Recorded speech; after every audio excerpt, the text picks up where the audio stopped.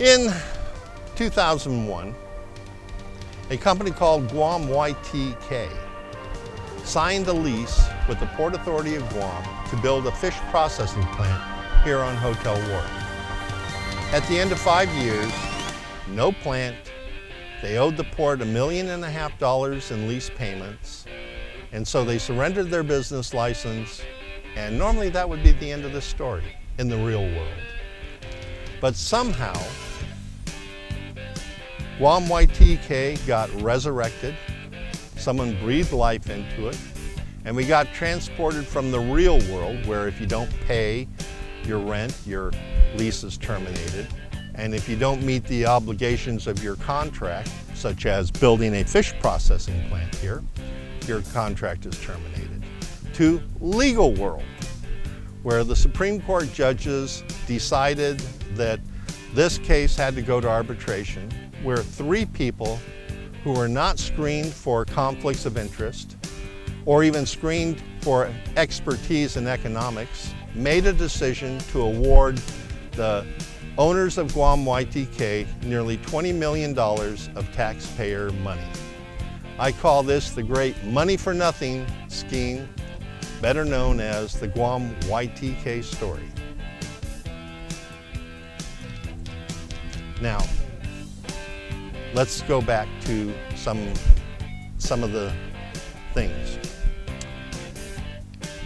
Normally, as I said, that would have been the end of the story. You don't pay your lease and your lease terminates at the end of 5 years. You haven't built a building, you haven't made the payments.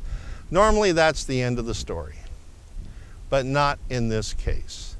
And I have to wonder if it's because of who owns Guam YTK.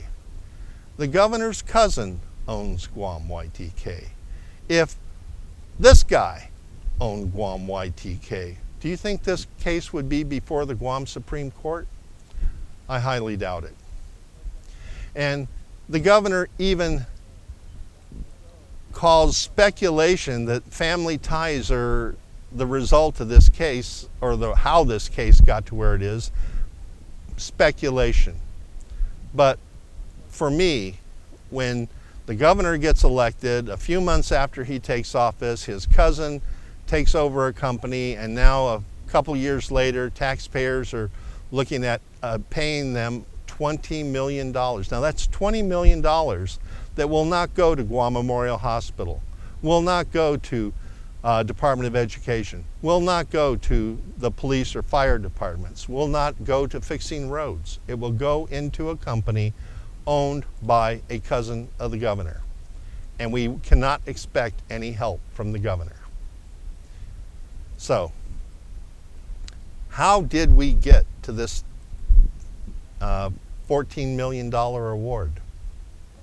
So let's go back to the arbitration process. In the arbitration process, 3 people who have not been vetted for competence, economic expertise, met in secret and decided to award 20 million taxpayer dollars to the owners of Guam YTK with no accountability.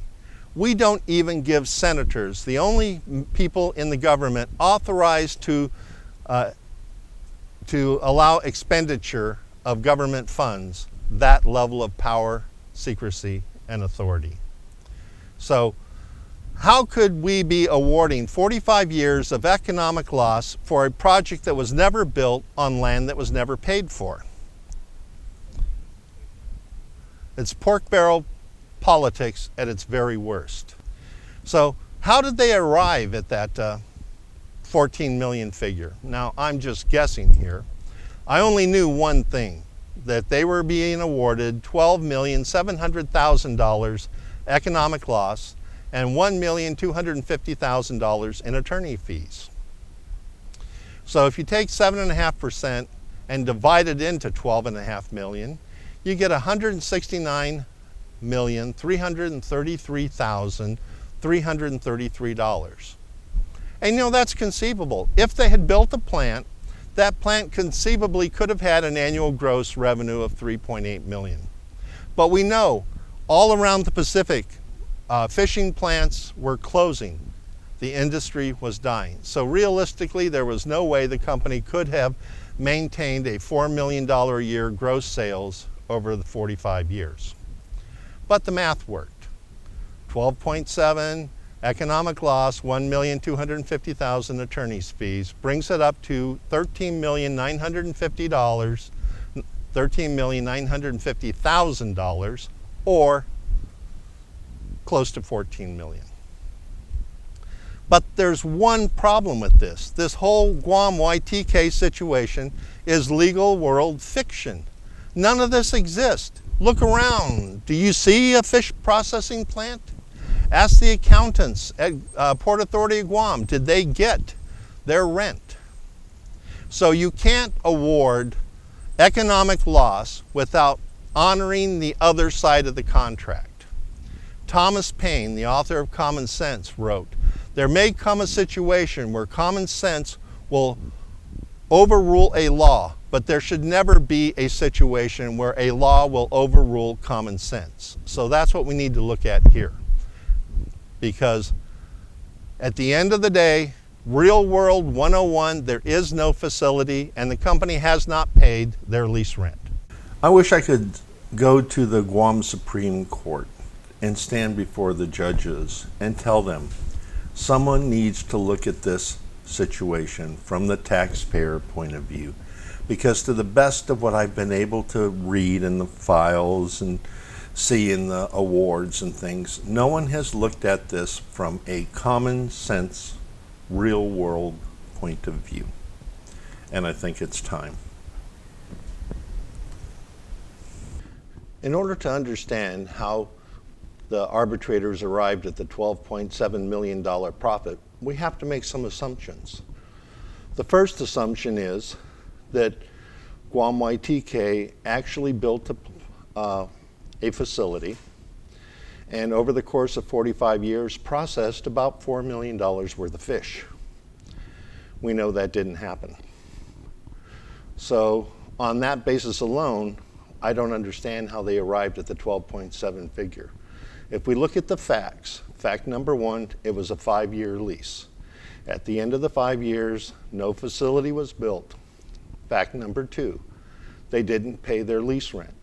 At the end of the 5-year period, Guam YTK owed the people of Guam $1.5 million. So just based on those two facts alone, I don't understand how the arbitration panel could have gone beyond the 5 years. But keeping this legal construct alive, you can't award one side of an equation without awarding both sides of the equation. So if we accept the legal fiction that Guam YTK did $169 million worth of business, the first thing that happens is they owe lease rent at 6% of sales. So they owe the people of Guam $10,160,000. The second thing we have to remember is that they also owe gross receipt tax on $169 million. That comes to $6,773,333. And also they owe lease rent interest on payments not made. So for the 45 years, they owe about $8 million in late payment interest. Oh yes, they also owe the people of Guam a $13 million fish processing facility that was never built. So when we look at the total offsets, we're looking at $37,933,333 worth of offsets.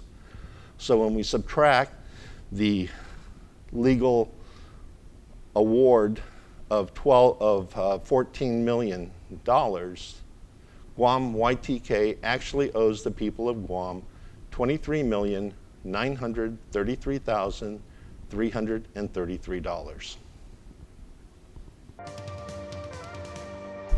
Where do we go from here? That depends on the Supreme Court of Guam. They're either going to find for the people, the taxpayers, or they're going to allow Guam YTK to reach into your pocket and pull out $536.32 in the ultimate money for nothing scam. We can fight back. Like this video. Share this video with your family, friends, and coworkers. Follow this page to be informed on the latest developments in this and other cases involving our government. And hit the donate button. Make a small donation to help fund the fight to keep our elected and appointed officials accountable.